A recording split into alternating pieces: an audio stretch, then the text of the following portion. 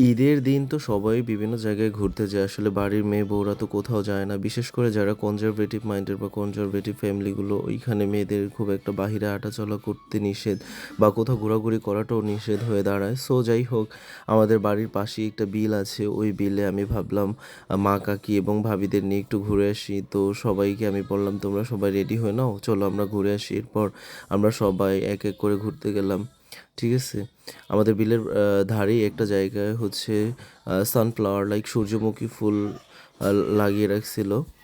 তো ওইখানেই আমরা সবাই ঘুরতে গেলাম। কারণ আমরা আজকে বিকালে ভাবছি অনেকগুলো ছবি-টবি তুলবো। তো আমরা সবাই ঘুরতে গেলাম, তো ভাবলাম সবার একটা ভিডিও করে নিই। এই দেখো ফুলগুলো এত সুন্দর, দেখলে একদম মন কেড়ে যায়। অনেক সুন্দর।